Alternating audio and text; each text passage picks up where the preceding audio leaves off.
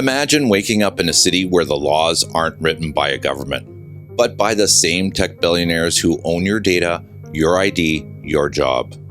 Where your school closes, your library shuts down, your power bill doubles, so a server farm can run at full capacity. Where the company that bought your neighbor's land controls the local government, issues bonds, taxes residents, and answers to no one you ever voted for. In 2026, that's not science fiction. It's called Ohio. And what's being built there has a name. The people behind it have a philosophy. Once you see it, you can't unsee it. Truth doesn't trend, but it pulses beneath the noise. This is where signals cut through static. The truth isn't always trending, but it's worth finding. Stay disrupted.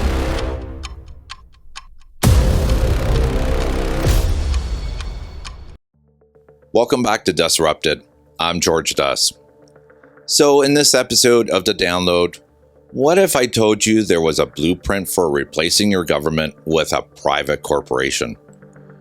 Where it was built, how it works, and who built it? What would you think if such a thing was happening right now?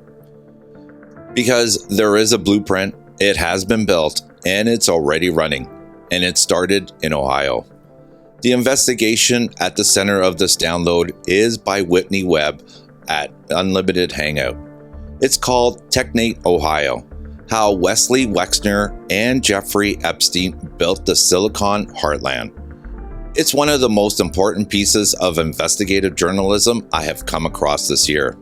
She sat down with Jimmy Dore to break it all down, and I want to give Jimmy a real shout out here. The string of guests he's been bringing on, Whitney Webb, Catherine Austin Fitz, and dozens of others have been sparkling these download episodes. So no wonder he has over 1 million followers on YouTube alone. Jimmy is surfacing these conversations. What I'm doing here is connecting all those dots into one map you can actually use. Let's start with the spine of this episode. Whitney Webb calls it the Technate. New Albany, Ohio. 20 years ago, it was mostly farmland. Today, it hosts over 120 data centers, the fourth largest concentration in the entire United States. If you watched the last download, you heard Catherine Austin Fitz describe the control grid. Digital IDs, programmable money, mass surveillance, and huge data centers that store everything about you. This is where those data centers are being built. This is what that infrastructure looks like on the ground. And it didn't happen by accident. It happened by design.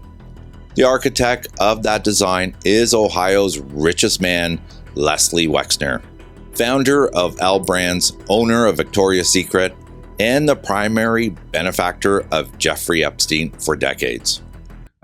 Whitney Webb is here. Whitney has been a professional writer, researcher, journalist since 2016. She was a staff writer and senior investigator reporter for Minpress News. She's a contributing editor for Unlimited Hangout and author of the book One Nation Under Blackmail, about the connection between the U.S. intelligence services, organized crime, and Jeffrey Epstein. Welcome back to the show, Whitney Webb. Hi, Whitney. Hey, great to be here. Thanks for having me. So you have a new, at Unlimited Hangout, you have this new article, how Leslie Wexner and Jeffrey Epstein built the Silicon Heartland, but it's in Ohio. This is something. Let me just read a few paragraphs and then I'll let you take it away. Sure, sounds good. Wexner, with Epstein's help, has done much more than attract massive AI data centers to the state, meaning Ohio. As this investigation will show, Wexner and his closest allies, Epstein among them, worked to create a model for the takeover of local governments via public-private partnerships, starting first in New Albany, beginning in the late 1980s. It has since spread to cover the entire state of Ohio via a network of public-private partnerships Wexner helped create. This system has allowed Wexner to use billions of dollars of Ohio taxpayer money with little to no public scrutiny to finance what can only be described as a massive welfare system for corporations. So a model for a takeover of local governments. not a side effect designed to be copied. And it all started in late 1980s when Wexner and his ally Joe Kessler churned sprawling farmland in what Webb calls Wexnerville. There were bribery attempts to change zoning laws, connections to organized crime documented by the Columbus Police Department, and a governing structure unlike anything you've ever seen. Now here's the part I really want you to sit with, because what Wexner lobbied for the New Albany is not normal in any democracy. In the Jimmy Dore interview, she walks us through exactly what powers this private company now has. So essentially, over time, New Albany became a public-private partnership where the New Albany company is in a public-private governing partnership with the local government, the city of New Albany. And later, Wexner lobbied to get the law changed even more so it could be a de facto private government that's independent within Ohio, can tax citizens, issue bonds, controls it. In a way that the local, regional government cannot, which is kind of crazy in and of itself. That's unbelievable. A private company that can tax citizens, issue bonds, control local governance, independent of the regional government. That's not a real estate developer. That's a sovereign nation. That's someone who runs a piece of land like their own personal kingdom. And that sovereignty quietly controls the land that 120 plus data centers now sit on. Sold to Amazon, Meta, Google, Microsoft, Intel, through a network that Wexner built. Now, how did it become affordable for all these corporations? We follow the money. In the early 2000s, Wexner created Columbus Partnership, a public-private entity that replaced the Regional Economic Development Authority with a private board stacked with JP Morgan, Bank of America, and his own corporations. Here is exactly how it works. And then you have one created in 2011 at the state level, called Jobs Ohio. And Jobs Ohio is an extremely controversial organization, as it should be, because it's extremely egregious. So basically, what Jobs Ohio did, it's a private corporation, and then it took control of what was formerly the state liquor tax. So the state liquor tax in Ohio, instead of going into the public coffers, is funneled into this private corporation that, because it's a private corporation, doesn't have to show the public at all how it spends its money. Your tax dollars, a private corporation, zero public scrutiny, that's Jobs Ohio. The man who built it was a venture capitalist with deep ties to LinkedIn and Silicon Valley. He paid the governor's campaign over $1 million, and that governor won. And he got control of Ohio's entire economic development apparatus. That's not lobbying, that's an acquisition. And they're basically the main engine now, nationally, and then in conjunction with these regional public-private partnerships, funneling taxpayer money to these corporations. And what I noted in the article, which was co-authored with Mark Goodwin, by the way, are funneled into these, big incentives for these companies to relocate. And it's not abstract. After the piece went live, Webb started getting messages from Ohioans directly, people telling her what's happening to their bills. And they're extremely controversial in part too, because the data centers have made power bills in Ohio just shoot through the roof. After publishing this article, I've been contacted by numerous people from Ohio who have said their power bills are, close to $700 a month for single family homes. And that represents a huge jump from when a lot of these data centers became operational. And most of them are in the Columbus area, but they're building more. $700 a month for a single family home, while public schools are getting gutted, libraries closing, and public programs are being cut. So what does the Ohio state legislature do when thousands of residents push back? Not to hold hearings, not to investigate the power companies. This is what they actually did.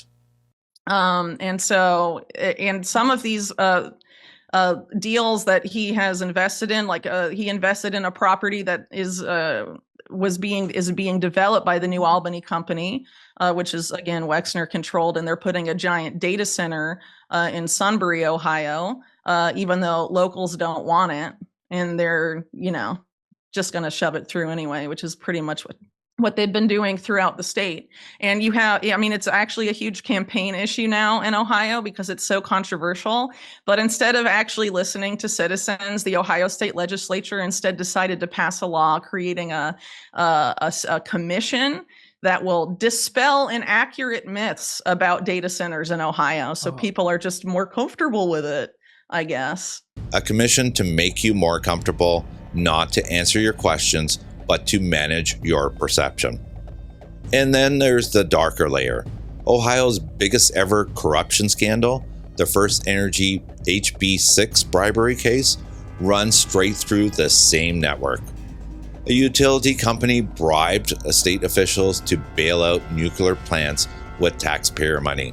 Among those arrested was Neil Clark, a lobbyist who had worked for Wexner's New Albany company. Clark was later found in the woods near his home, bullet to the head, quickly ruled a suicide. And why did they need those nuclear power plants running? AI data centers. They need the power, and the demand is only going up. Jimmy asked her to zoom out to put a name what this whole system actually represents. And her answer is about as direct as it gets. Taxpayers are funding all of this. And this is really a microcosm of what's going on a bigger scale. Basically, there's a wealth transfer going on. Regular people's wealth is being drained to build infrastructure that will enslave them, basically. Then she turns the state's own excuse against it. Ohio State says they don't have any money for those things, but they have plenty of money for data centers. So that's the mechanism. That's how the money flows. Now the question is, why? What is the actual goal? Because this is not just corruption. This is something more structural, more intentional, and it has a name. At this point in the Jimmy Dore interview, Jimmy asked a question a lot of people watching would be asking. So it sounds very dystopian. It sounds like Ohio is being turned into the prototype of a techno state. Is that overstating it? No, I don't think so. I think they're trying to privatize the whole government in the same way that it has been promoted by people like Curtis Yarvin and Peter Thiel, who of course are pretty cozy with people like JD Vance.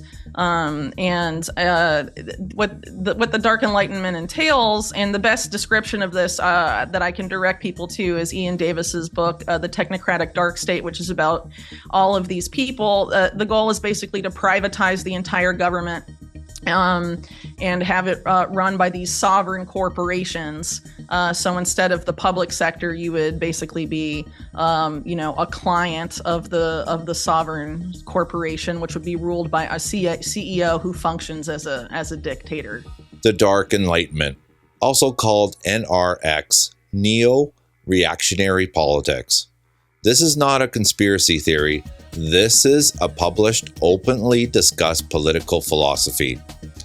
Its leading theorist is Yarvin, a Silicon Valley blogger who has built a philosophical blueprint for all of this. His argument, democracy is already dead.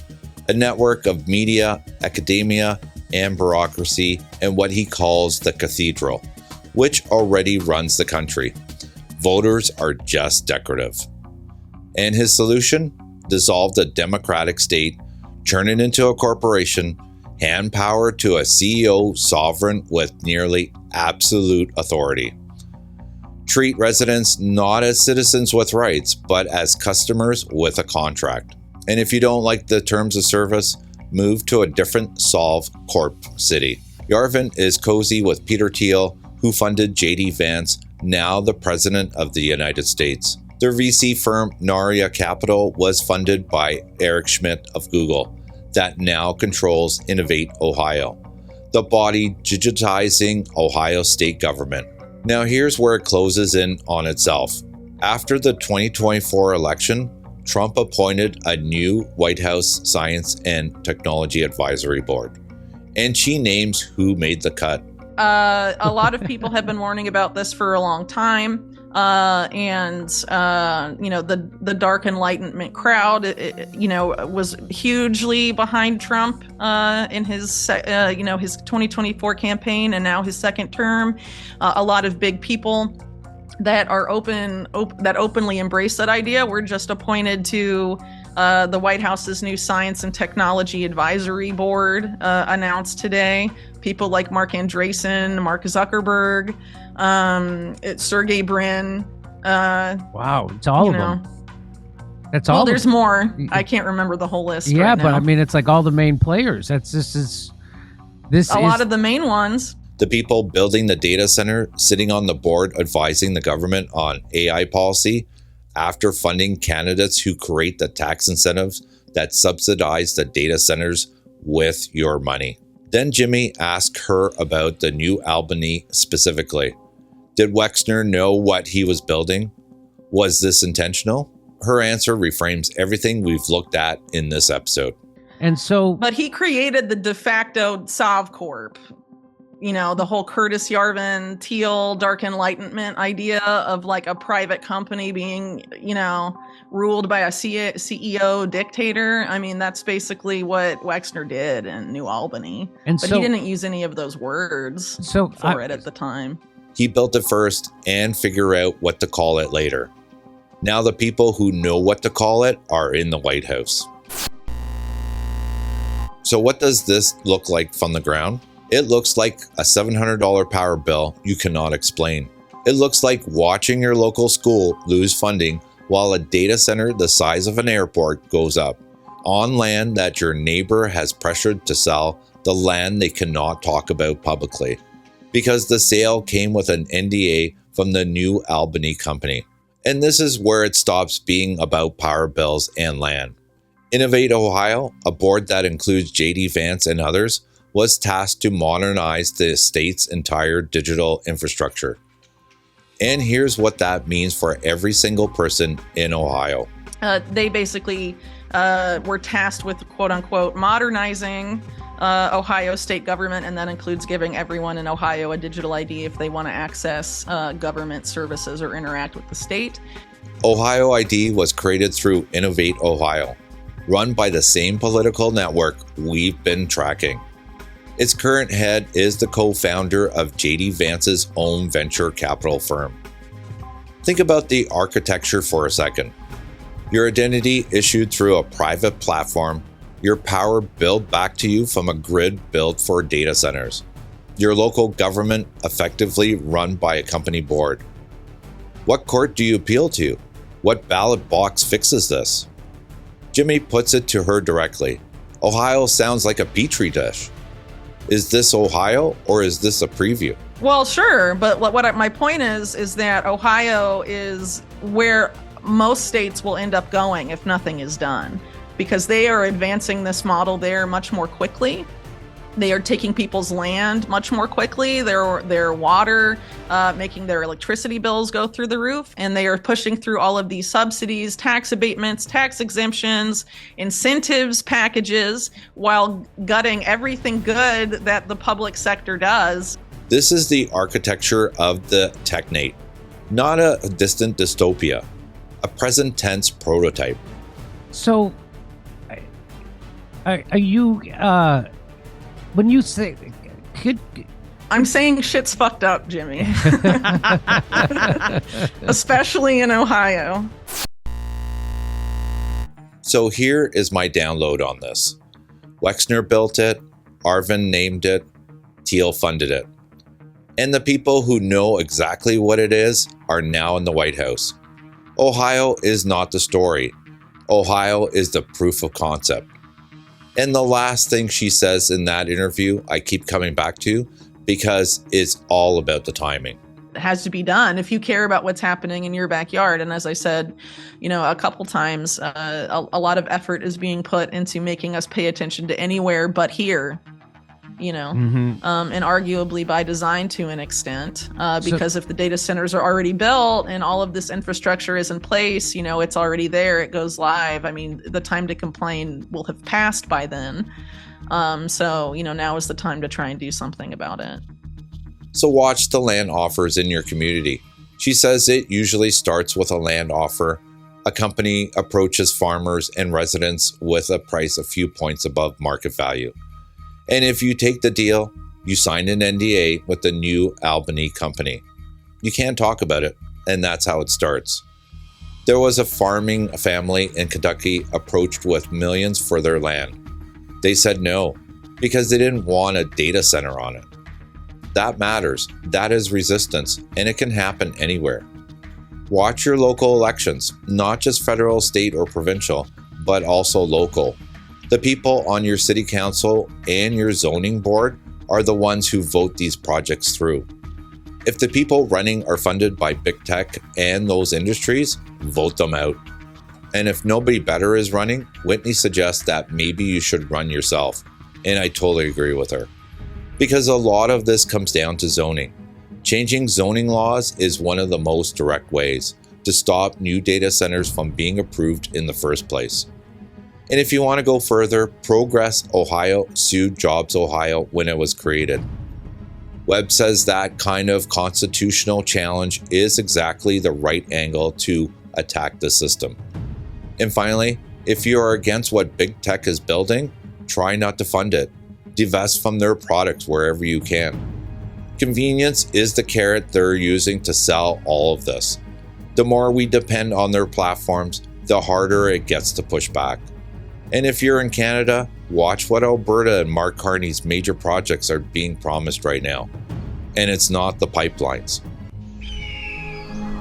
There's a valley where technology and nature will come together in perfect harmony, where the future will pulse at every turn.